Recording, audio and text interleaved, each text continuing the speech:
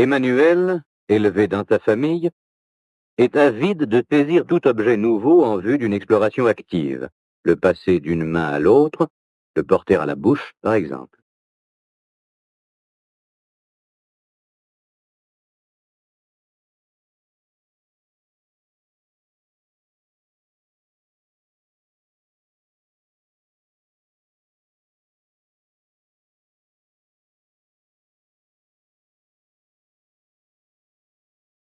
Totalement absorbé par ces manipulations, l'enfant prête peu d'attention à son entourage.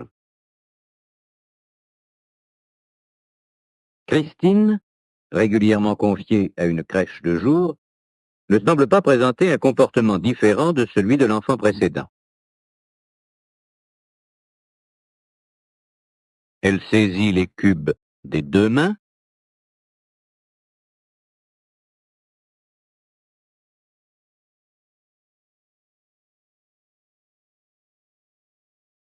essaie de les superposer, les récupère quand ils tombent.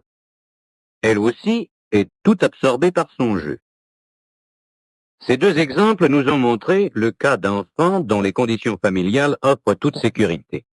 Par contre, lorsque ces conditions sont défavorables, au point de nécessiter un retrait et une hospitalisation, le comportement du nourrisson va s'en ressentir, ainsi qu'en témoigneront les séquences suivantes.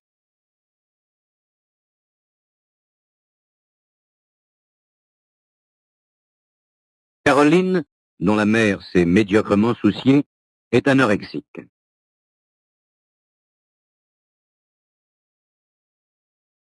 Cet enfant porte bien la main à un cube, mais en fait elle s'y intéresse faiblement.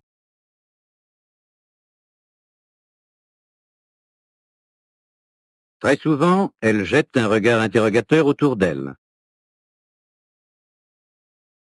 Son exploration reste active, mais elle semble surtout préoccupée par son entourage. Dans les cas qui vont suivre, le souci croissant de l'environnement et l'inquiétude décuplée auront pour corrélatif un amoindrissement de l'attention prêtée au jeu. Par exemple, Véronique, également anorexique, manifeste son refus en écartant ses mains d'un geste d'évitement.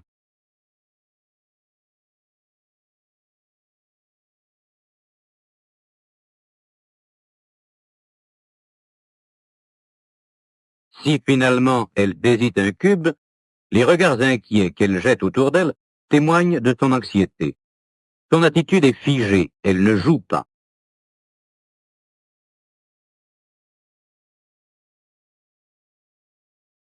Jean, retiré très tôt à sa famille et hospitalisé après plusieurs placements, épie attentivement les gestes du psychologue. La carence affective dont cet enfant a souffert semble faire primer chez lui le besoin de contact social qu'on pourrait motiver par le désir intense de l'enfant de trouver un substitut maternel.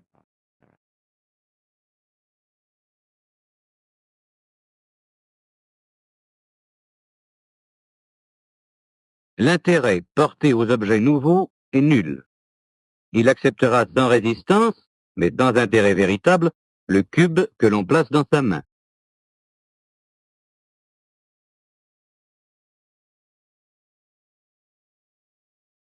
René, dont le cas est similaire, se tient immobile devant les cubes.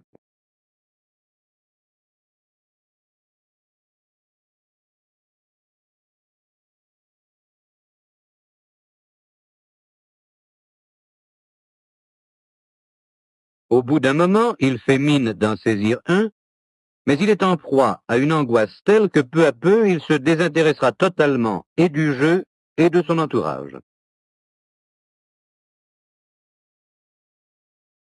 Épuisé, il s'absorbe en lui-même et se réfugie dans une satisfaction auto-érotique, sucer son pouce.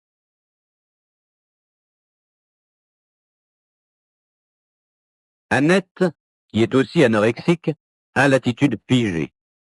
Son désintéressement est presque total.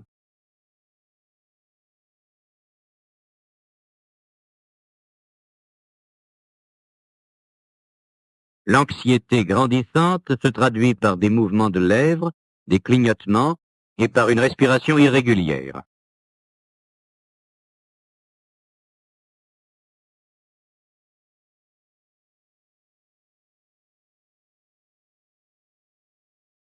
L'autisme se lit dans le regard vague de cette petite fille. Nous retrouvons chez Colette, privée d'affection et de soins, les mêmes symptômes d'autisme et d'anxiété.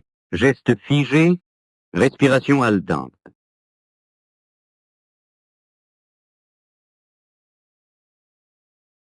Ainsi donc, la carence affective suscite chez le nourrisson non seulement l'angoisse, bien connue des psychologues, mais elle favorise, en présence d'objets nouveaux et dans des situations inaccoutumées, une inhibition parfois doublée d'autisme dans les cas les plus graves.